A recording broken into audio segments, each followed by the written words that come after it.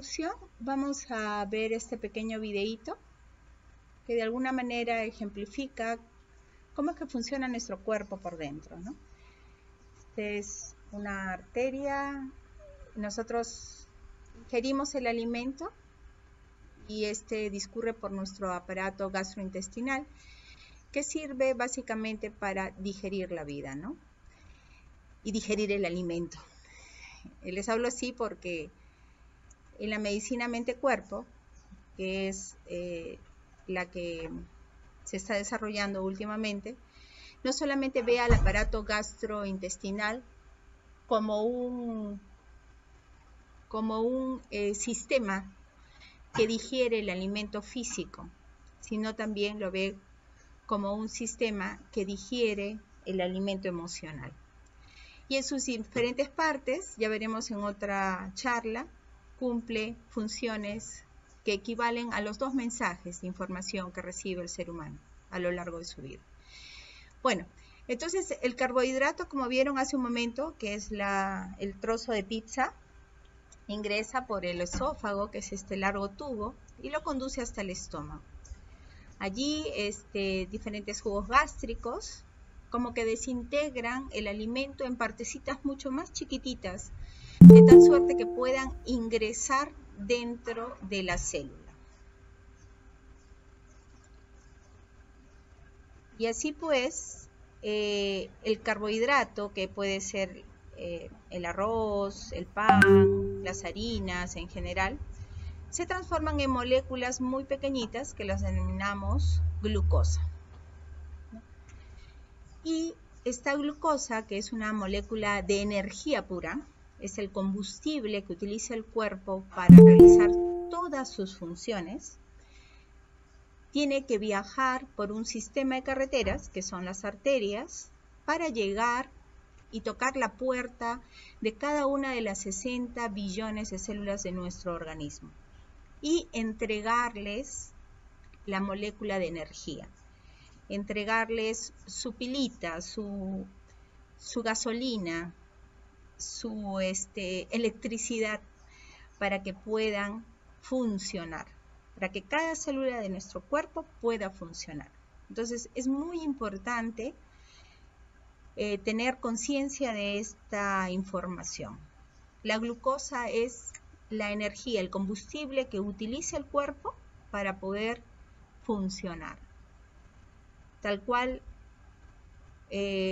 la comparación con cualquier máquina que el hombre ha creado, que utiliza un tipo de combustible para poder operar.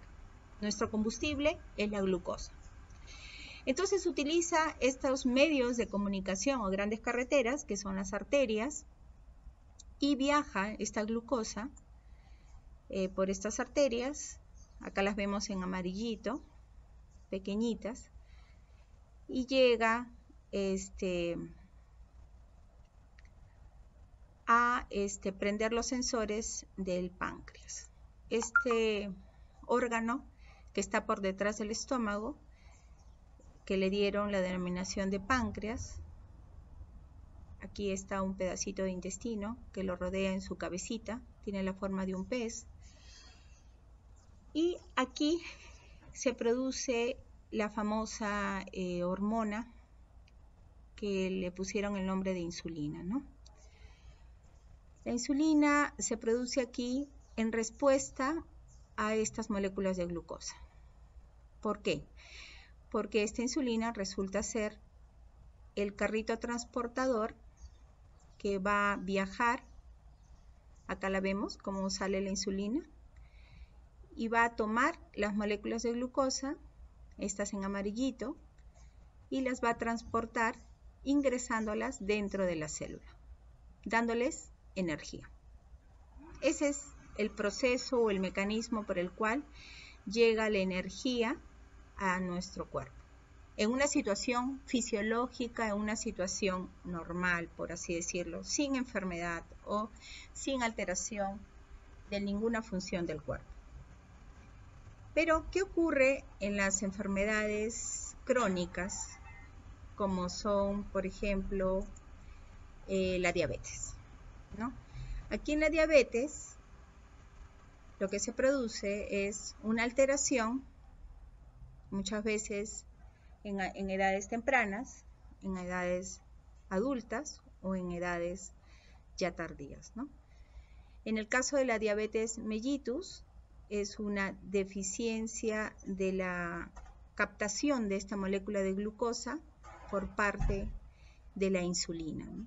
No se producen las cantidades suficientes ni tampoco se llega a regular la cantidad normal que debería existir en la sangre. Más adelante lo vamos a entender un poquito más allá, porque necesitamos algunos ejemplos.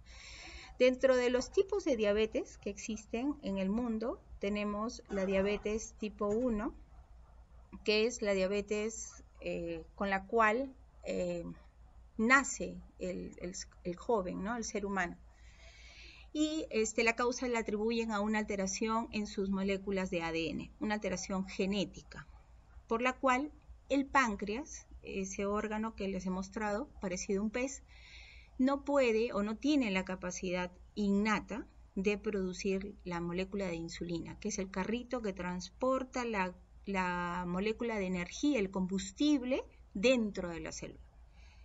Por alguna razón, el niño, el joven, después no tiene esa propiedad de producir insulina, y a veces si tiene la capacidad de producir insulina lo hace en pequeña cantidad, ¿no? Y por eso le dicen la tipo 1. Gracias a Dios es menos frecuente. Después viene la diabetes tipo 2, que es la más conocida, que es la que se adquiere a lo largo de la vida, ¿no? Y hablan de una susceptibilidad del ser humano o una predisposición debido a factores hereditarios. Y finalmente la diabetes gestacional, que como su nombre lo indica, se produce durante el periodo de la gestación de la mujer. Entonces, esos son los tres tipos de diabetes que tenemos, ¿no? La tipo 1 va a requerir tratamiento de reemplazo, por eso es que allí el niño necesita la insulina, que en los tiempos en la medicina moderna ya se puede sintetizar a nivel de laboratorios, por eso la pueden encontrar, y pueden de alguna manera proveer al cuerpo de esta hormona en forma sintética. La tipo 2 es aquella donde la persona todavía tiene insulina, su páncreas genera insulina, pero de alguna suerte esta función se va deteriorando de forma crónica y podría llegar a un estado como el tipo 1, es decir, ya el páncreas se agotó completamente su función, no produce insulina y por lo tanto podría llegar en el tiempo a necesitar el reemplazo de la hormona, porque el páncreas ya no se cansó de producirla y ya completamente anulada la función, ¿no? Y la gestacional, que también la vamos a explicar, que durante el embarazo se producen ciertos trastornos del metabolismo, de la función de este páncreas, y que dura generalmente durante todo el periodo de la gestación. Y cuando se produce el alumbramiento en el nacimiento del bebito, termina esta diabetes, ¿no? En algunos casos persiste y en otros no. Estos son los tres tipos de diabetes en general, ¿no?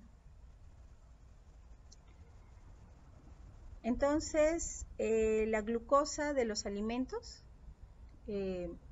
es introducida dentro de cada una de las células del cuerpo a través de la insulina. Él es el carrito transportador, el repartidor de la energía. Estas pastillitas o terroncitos que parecen terroncitos de azúcar son distribuidos a cada una de las células del cuerpo para que puedan tener la energía suficiente para cumplir con todas las funciones que necesita una célula para sobrevivir en general, ¿no? Para ejemplificar cómo es que se producen las desregulaciones del complejo sistema de funcionamiento de la glucosa, de la insulina y todo ello. Vamos a imaginar que este cavernícola vive en el Paleolítico hace millones de años y está muy tranquilo en su caverna, tiene todas sus necesidades básicas satisfechas, está con fuego, comida, abrigo, tiene su cuevita, entonces está feliz y tranquilo. Lógicamente, dentro de su cuerpo existe la homeostasis, es decir, las funciones de corazón, pulmones, hígado, etcétera, están en sus niveles normales, equilibrados, no hay ninguna alteración en ninguna función allí. Y bueno, él se levanta una mañana y se despide de su familia, los deja con comida, acá ustedes observen, hay comida todavía dentro de la cueva, y sale a hacer su rutina diaria de buscar el alimento, de ir de pesca o recolectar algunos frutos.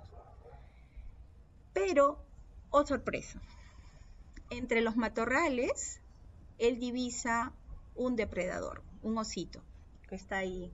Bueno, no es tan osito, es un oso, realmente es un animal feroz que lo puede devorar en un instante, ¿no?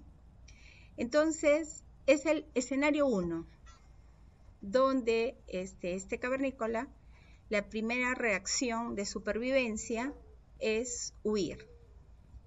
Huir, en este caso no está pensando que está dejando a su familia, que aún tiene algo de comida, fuego, todavía tiene recursos dentro de la cueva, pero su reacción inmediata es huir.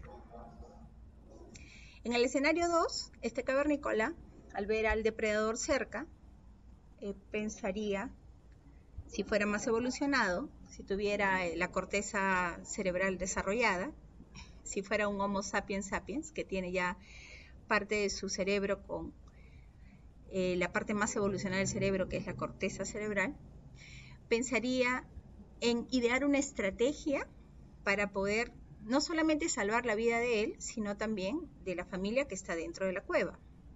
Y también pensar que tiene algunos recursos como comida y agua todavía, y fuego, como para poder sobrevivir algún tiempo más, para poder esperar que este depredador pueda huir, ya cansado de esperar tanto, o que venga otro depredador de repente y se lo coma y se acabó el conflicto, se acabó el problema.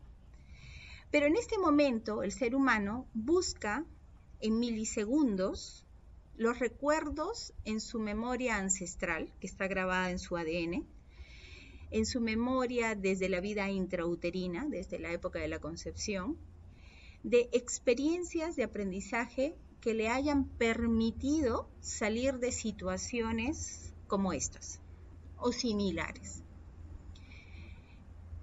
y que le hayan podido proporcionar una salida. Aunque no lo crean, debe tener este tipo de información.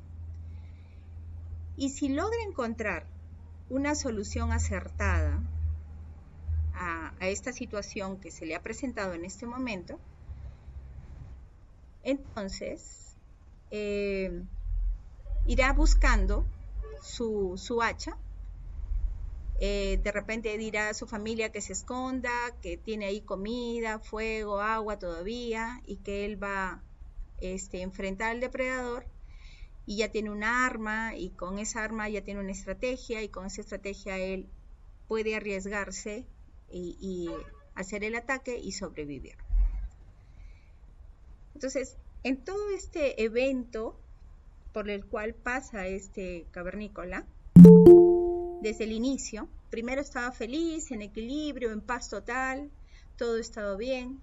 De pronto aparece el peligro, de pronto tiene que idear una estrategia y de pronto ya encuentra la solución a su conflicto, a la situación.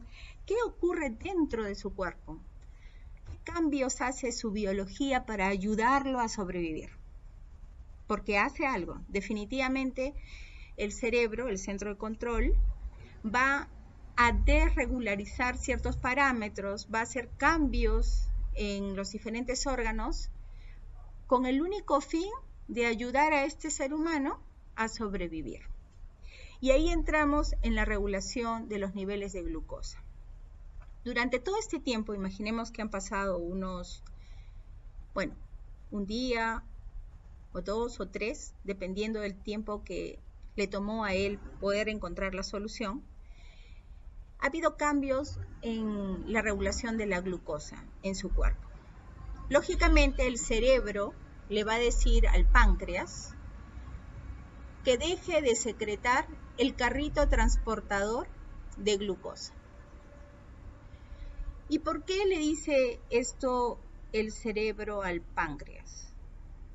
¿Por qué le pide una contraorden al páncreas? Si lo normal o lo fisiológico es que el páncreas secrete la insulina, que es como este carrito que transporta la glucosa y lo va repartiendo a cada una de las células. ¿Por qué le da esa contraorden el cerebro? Porque necesita que el azúcar, que esa chispa de energía, que ese combustible, se quede en sangre. Y es lógico que se debe quedar en sangre porque necesita este cavernícola tener el combustible a la mano. Necesita tener el combustible rápido, porque no se puede dar el lujo de esperar mucho tiempo a buscarlo, porque de ello depende la vida de él y de su familia. Y no tiene muchos recursos en ese momento. Repasemos otra vez, ¿no? O sea, está en una situación límite, no tiene muchas opciones. Entonces necesita hacer cambios de sobrevivencia rápidos y finos para poder lograr la sobrevivencia. Entonces el cuerpo nos ayuda definitivamente a sobrevivir las situaciones por las cuales atravesamos. Entonces le ordena el cerebro al páncreas, deja de secretar este carrito transportador porque ahorita no necesito que lleves la glucosa y la repartas por toda la economía del cuerpo. No necesito que le ingreses, que me la saques de allí, de la sangre circulante, porque yo necesito ese combustible. Y lo necesito para muchas cosas. Entre ellas, este oso no se mueve toda una noche. Necesito mantenerme despierto toda la noche, porque si no, este oso me come a mí y a mi familia. Entonces, necesito tener insomnio. Y para poder aguantar el sueño, necesito glucosa, necesito dulce, necesito combustible en la sangre. A la mano, no puedo esperar. Necesito una descarga rápida de azúcar en sangre, porque si me duermo o pestañeo, me come. Entonces, una de las razones, que son lógicas, no tienen nada de contradictorio o no va en contra de la vida, va a favor de la vida, pero es inconsciente. El ser humano no puede darse cuenta de que todos estos mecanismos se están produciendo en milisegundos, en minutos, en favor de la vida. Aunque suene contradictorio, ¿no? ¿Para qué más necesita azúcar a la mano en sangre, circulando? Necesita azúcar a la mano circulando para enviarla rápidamente a los músculos como combustible para que se produzca la contracción en ellos y este ser humano o pueda enfrentarse con este depredador, tener la fuerza suficiente en su musculatura, en su carrera, y poder vencer y vencer a la muerte, ¿no? Porque en ese momento está en un peligro de muerte. ¿Para qué más necesita la glucosa fuera, ¿no? A la mano. Porque el tiempo que está viviendo esa situación de riesgo de muerte se está extendiendo mucho tiempo. Ya no solamente es unas horas, ya son días, son semanas, son meses. Es el mismo ciclo de todas las enfermedades crónicas. Mantenemos los mismos cambios biológicos durante repetidas oportunidades y muchas veces. Vamos aumentando en frecuencia y eso es lo que genera en el tiempo una enfermedad crónica. Estos cambios permanentes. ¿Por qué? Porque nuestra biología todavía no ha llegado al punto de evolucionar de tal suerte que pueda permanecer con estos cambios alterados durante años, sin causar una enfermedad, sin causar un déficit de la función del órgano que está involucrado en esa alteración. Todavía no. Y qué bueno, porque tampoco sería dable, porque imagínense, no podríamos funcionar así. Entonces, estamos todavía involucionados en nuestros mecanismos de adaptación. Tenemos que adaptarnos rápidamente a situaciones donde hay estos cambios y volver a la homeostasis también rápidamente, porque si no tenemos el riesgo de enfermarnos, de desgastar al órgano. Porque imagínense, esta situación termina allí, lógicamente, o aquí lo devora el mamut, lo aplasta este cavernícola, o el cavernícola, bueno, finalmente lo vence, ¿no? Le da un tiro certero y lo venció. Y se acabó. Ahí terminó todo, los cambios que hizo en el páncreas, el cerebro, ya le dice, ok, ya se acabó, puedes descansar, páncreas, ahora sí, ya puedes secretar la cantidad normal de insulina que necesitas para empezar nuevamente el proceso de paz y tranquilidad y empezar a repartir la glucosita, el combustible a cada una de las células de nuestro organismo. Se acabó el problema, ya volvemos a la paz y la tranquilidad. Lógicamente este cavernícola vuelve y duerme, ya descansa, se alimenta, ya ve la vida de otra manera, con otro color, ¿no? Y bueno, a suerte que duró un poco de tiempo y no duró siempre, ¿no? Pero ahí está el mecanismo de auxilio del cuerpo para la vida. El cuerpo se adapta para podernos hacer sobrevivir la situación. Lógicamente, todos estos mecanismos de adaptación están monitorizados por el sistema nervioso autónomo. Que, bueno, perdón por el nombre técnico, no me gusta mucho nombrarlo, pero a veces es necesario. Autónomo significa que en automático trabaja, independiente, no pide permiso para accionar. Y tiene que ser así, porque imagínense si nos pide permiso al consciente, pierde mucho tiempo, y ese tiempo significa la vida o la muerte. Entonces estamos diseñados de forma perfecta, solo que tenemos que comprender, entender y conocer qué somos, cómo estamos hechos y cómo funcionamos. Y aquí está en 3D el páncreas, ¿no? Parece un pececito. Y esta glándula, este órgano, glándula le digo porque secreta hormonas, su principal producto es la insulina, ¿no? Y esta insulina detecta niveles o altos de glucosa o niveles bajos de glucosa en sangre.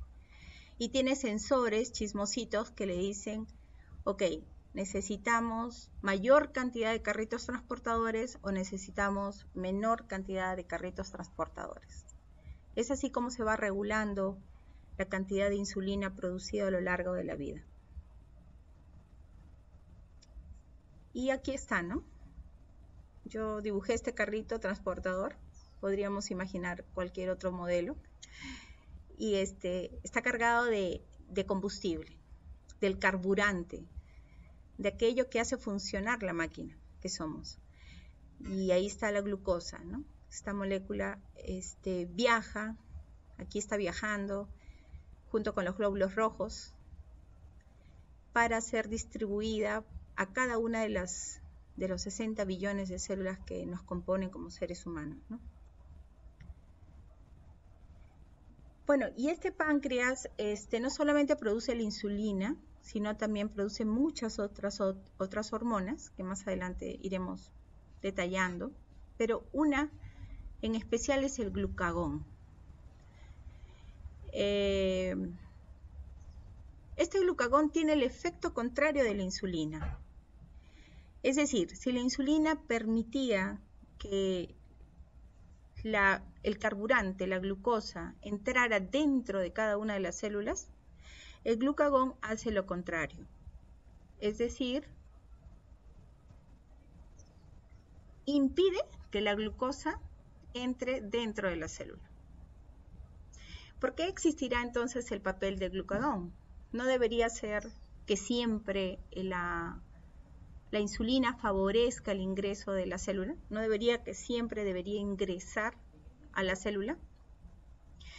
Entonces aquí vamos a ver otro tipo de alteración que hace que el glucagón se secrete en mayor cantidad para evitar que la glucosa llegue a la célula. Más adelante lo vamos a ver, pero recojamos este concepto, ¿no? Y vamos a involucrar aquí al hígado, a nuestro laboratorio del cuerpo, nuestro desintoxicador. El hígado es el desintoxicador del cuerpo. Allí se metabolizan todos los antibióticos, medicamentos y alcohol que ingiramos durante nuestra vida. Entonces hay que también rendirle su tributo, ¿no? Hace poco comentaba que en los hospitales, antiguamente, siempre en la mesita de noche de los pacientes dejaba una jarrita de mate de boldo con limón para ayudar a desintoxicar el hígado de los pacientes, porque lógicamente al estar hospitalizados recibían grandes cantidades de medicamentos y antibióticos y todo ello, ¿no? Entonces, siempre es bueno limpiar este hígado y ayudarlo, ¿no? Para que nos ayuda bastante, ¿Y por qué lo mencionamos acá al hígado? El hígado es el que almacena la despensa del organismo. Es como el totus, el macros, es la alacena del cuerpo. Es el reservorio del cuerpo, ¿no? Más adelante lo vamos a explicar un poquito mejor. Y en el hígado se produce el almacenamiento de la glucosa en forma de unas moléculas que les han denominado glucógeno, ¿no? Eso no importa. Pero ahí están almacenadas las pilitas, los carburantes, las fuentes de energía del cuerpo. Y las almacenamos allí hasta que las necesitemos. También aquí tenemos el adipocito, que también juega un papel bastante importante en la regulación de los mecanismos de la diabetes. Y como ustedes lo ven, es así. Este es un adipocito, ¿no? Tiene un núcleo amarillito y el resto es así, transparente. Parece un huevito frito. Entonces, cuando almacena mucha azúcar, que la transforma en grasa, empieza a volverse totalmente amarillo, ¿no? Esa es otra de las razones por las cuales los adipocitos no se multiplican sino hasta los 15 años. Más allá, queda una cantidad de adipocitos que se han multiplicado y lo único que pasa cuando uno sube de peso es que aumentan de volumen. Es decir, almacenan más azúcar, que es fuente de energía, ojo, como reserva energética, tal cual y literalmente como se escucha, reserva energética. Entonces acá vamos a observar desde la psiconeuroendocrinoinmunología, y disculpen nuevamente el término, psico a la psique humana, el mundo de los pensamientos, de las ideas, neuro, el sistema nervioso. Estábamos hablando del sistema nervioso autónomo, que funciona en automático. Inmunología, porque tiene que ver con el sistema inmunológico, que es el sistema de protección o defensa del cuerpo, el ejército del cuerpo. Y humoral, ¿por qué? Porque se refiere al sistema endocrino, es decir, a la segregación de hormonas. Entonces, imaginemos a un ser humano o a un cerebro que está acá, que sufre un estrés emocional importante. Es decir, ya no es el oso o el depredador, sino de pronto que tiene un litigio de herencias, que de repente está en una lucha de herencias con sus familiares, que le provoca un estrés emocional, ¿no? O puede ser cualquier tipo de conflicto, ¿no? Puede ser también de que un hijo esté enfermo, tenga problemas, que perdió el trabajo, todas las situaciones conflictivas que puede vivir un ser humano. Pero esto es un estrés emocional y es un estrés real. El estrés real es lo que ocurrió con el cavernícola y el depredador, porque estaba ahí en 3D, existía en el mundo físico del 3D.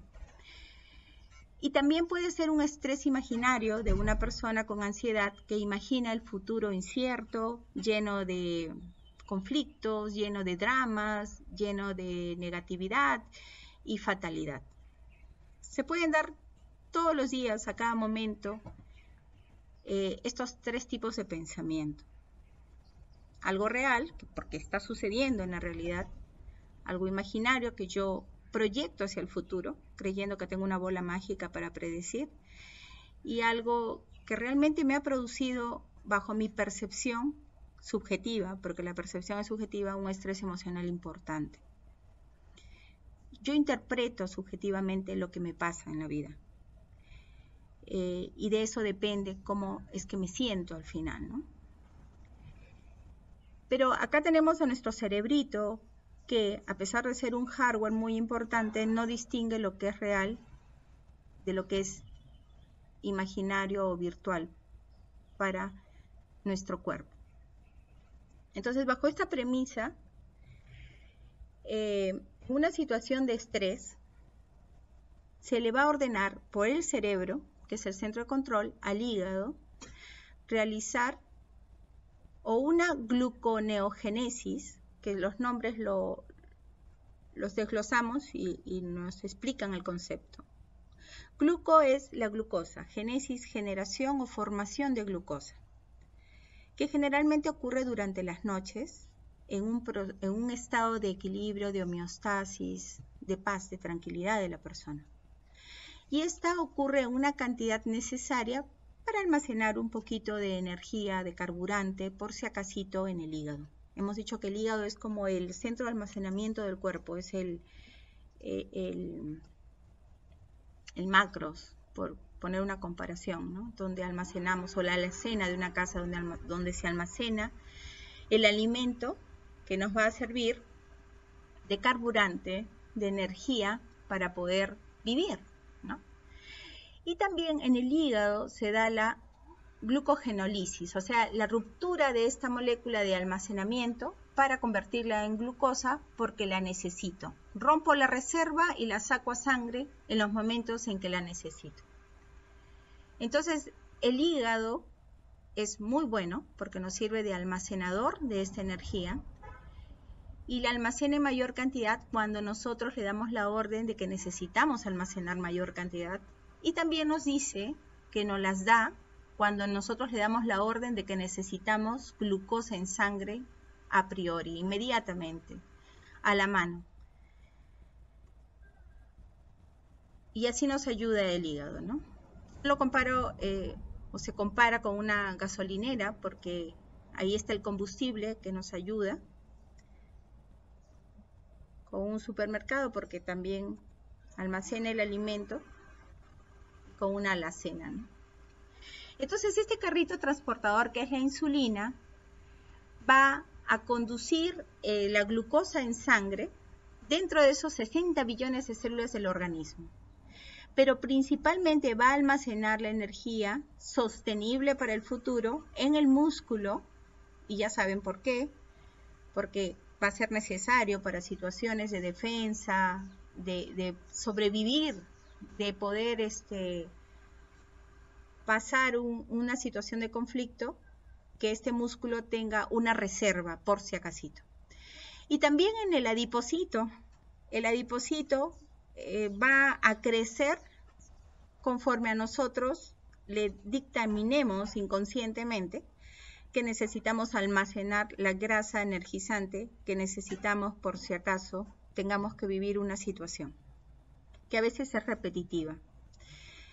Entonces, el cerebro le da la orden para que esta insulina reserve mayor cantidad de carburante, que es la glucosa, en este tipo de tejidos.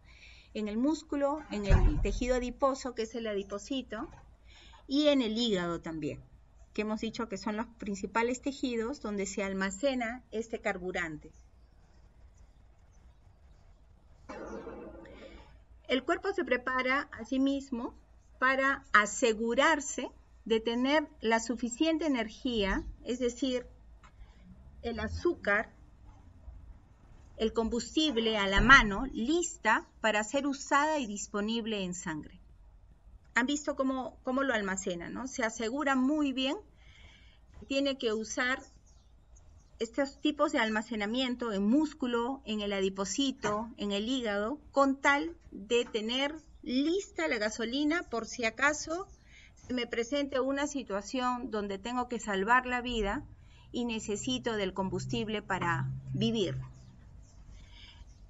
Y se prepara muy bien y se asegura de tener la cantidad suficiente lista a la mano y disponible en sangre para el momento de conflicto de alta necesidad o demanda de energía.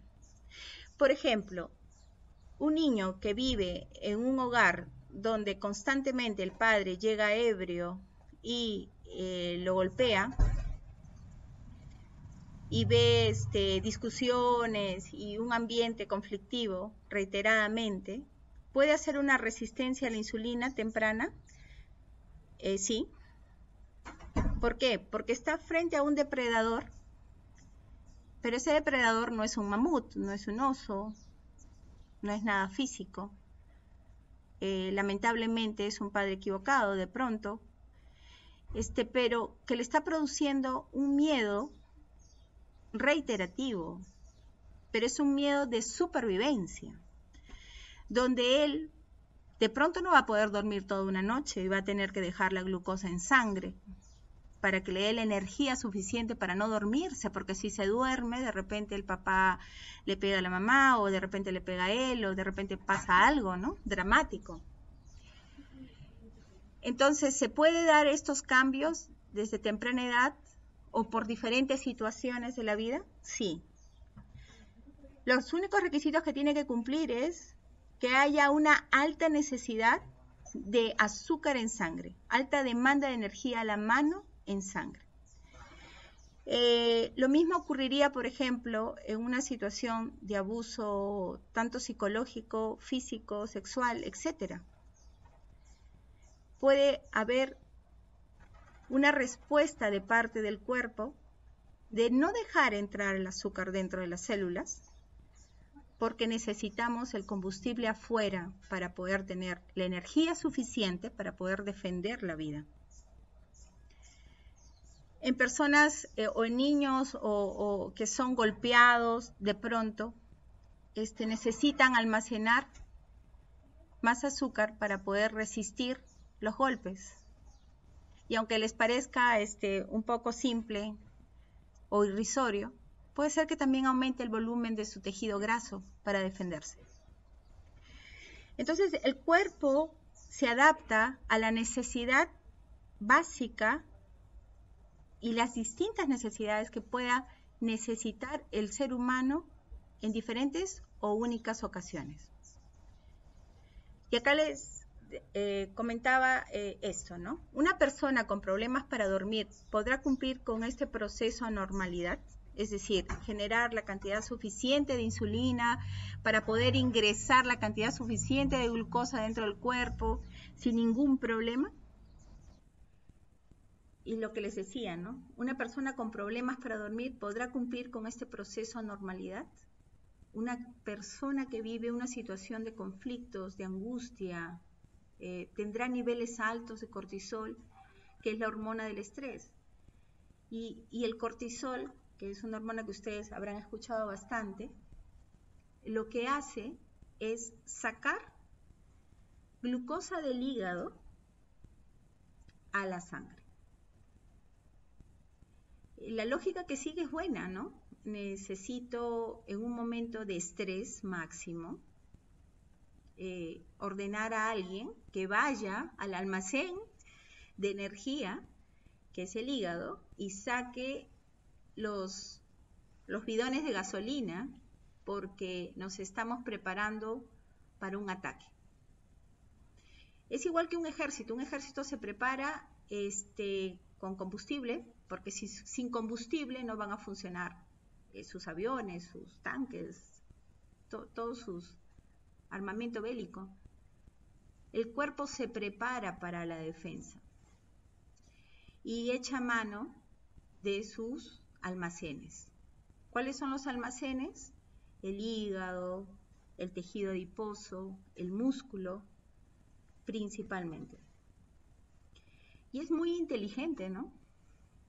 Entonces, de ahí podríamos deducir que si almacenamos mucho glucógeno en el hígado, es porque de repente estamos viviendo situaciones de ese tipo, de ese matiz de resistencia al miedo que nos produce esa situación, donde necesitamos almacenar más energía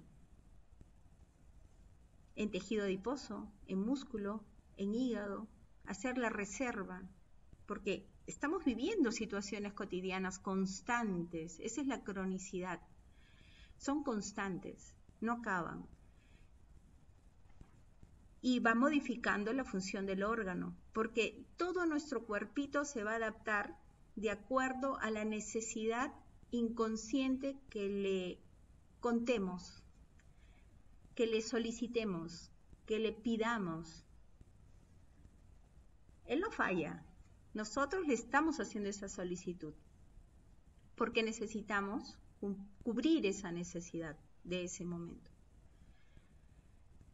Y el cuerpo se prepara para enfrentar la situación.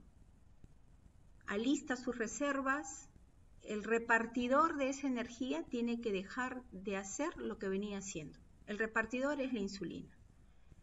El cerebro le ordena al páncreas que ya no la produzca, o que la vaya produciendo de poquitos, vaya disminuyendo la cantidad, porque la cantidad normal no le sirve a ese ser humano para sobrevivir. Necesitamos disminuir un poquito, un poquito, un poquito. Y cuanto más se van repitiendo las situaciones de resistencia a ese miedo, a esa situación de estrés, de un miedo crónico que tiene que resistir el ser humano, se va a seguir adaptando el órgano a la necesidad. Pero los órganos, la parte física que somos, tiene una fecha de caducidad. Somos carne y hueso y por lo también, ¿no? También, y sí tenemos una fecha de caducidad. Entonces tenemos que encontrar la llave que calce con la cerradura de ese conflicto que nos está obligando a malograr la función del órgano, a desgastar la función del órgano. Bueno, también les mencionaba el glucagón, que tiene el efecto contrario a la insulina. El glucagón impide que la glucosa entre en la célula. ¿Y por qué creen que se secreta el glucagón en situaciones de estrés también? Por la misma razón, necesito tener azúcar en sangre lista. Se activan una serie de mecanismos para evitar que el azúcar entre a las células y que se secrete la insulina, que es la que transporta a la glucosa dentro de las células, que es el mecanismo normal. Por supuesto, todas las células que se han quedado sin esa glucosa pueden morir, pueden perder sus funciones, pueden cambiar ciertas funciones, pueden sufrir alteraciones genéticas, pueden sufrir mutaciones. Va a depender del tiempo en que las mantengamos sin el alimento, sin el carburante, ¿no? Y finalmente explicarles un poquito de este sistema nervioso autónomo. En una situación de estrés emocional va a ordenar que se secrete más adrenalina. La adrenalina va a hacer que estas células productoras de insulina disminuyan la cantidad de producción de insulina y por lo tanto no van a captar la glucosa. Por eso estamos nerviosos. Cuando decimos estamos nerviosos, necesitamos azúcar, es como que nuestro cuerpo hablara, ¿no? Estamos nerviosos, activamos nuestro sistema nervioso simpático, autónomo, producimos adrenalina, producimos cortisol y estos mensajeros químicos causan las alteraciones mientras estemos nerviosos y necesitemos azúcar. Literal. la otra hormona que les mencionaba, el cortisol, que también cuando se activa el sistema nervioso autónomo en circunstancias de estrés, va a ir al adipocito y a las células musculares y les dice: vuélvanse indiferentes a la insulina, no empaticen con ella, no le obedezcan, disminuyan su sensibilidad porque estamos en una carrera armamentista y necesitamos la mayor cantidad de combustible posible lista a la mano para defender nuestra vida. Y el carrito transportador, que es la insulina, disminuye su sensibilidad o su eficiencia, aumentando su incapacidad para ingresar la glucosa a las células. Es lo que se conoce en términos médicos como la resistencia a la insulina, ¿no? Y finalmente, bueno, acá hay un esquema que resume todo este modelo biopsicosocial, donde incluye todos estos factores, ¿no? Ojo que aquí también es muy importante las cogniciones, la información que podamos obtener de lo que somos, cómo funcionamos y cómo podemos cambiar el estado de enfermedad